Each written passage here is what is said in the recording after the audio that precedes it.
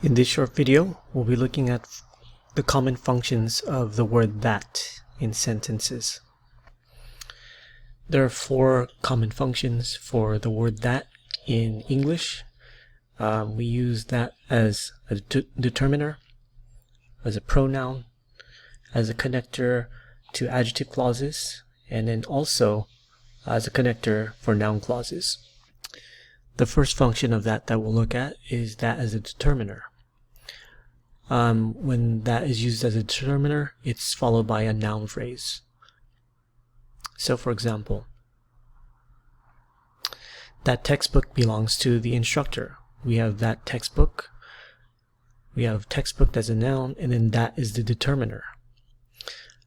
In this case, this noun phrase is the subject of the sentence. We know that because belongs is the verb. Let's look at the second example. The students know the answer to that question. So after that, we have a noun question. So we know that in this sentence, that is being used as a determiner. Next, we'll look at that as a pronoun. When we use that as a pronoun, it replaces a noun phrase or an entire clause or idea. Here's an example. We have a conversation where the first person says, "Let's get some dinner." The second person says, "That's a good idea." That is referring to the entire idea of getting dinner. So that is a pronoun that is replacing this entire idea. Here's another example in writing. Many students get very little sleep. That is one of the reasons for their high levels of stress. So this right here, that is referring to this entire idea of many students getting very little sleep. So again, that is a pronoun in this sentence. Another way that we use that is as a connector to adjective clauses. That is used at the beginning of some adjective clauses, not all of them. Adjective clauses in general describe the noun that is written before the adjective clause. So let's look at some examples. The students that study for many hours usually earn higher grades. So this right here, that study for many hours, is the adjective clause that describes students. So we can kind of identify an adjective clause by the fact that right before the that is a noun, students. And right after that, we have a verb in this type of adjective clause. Here's another one. Many people want to visit the college that is on Pico Boulevard.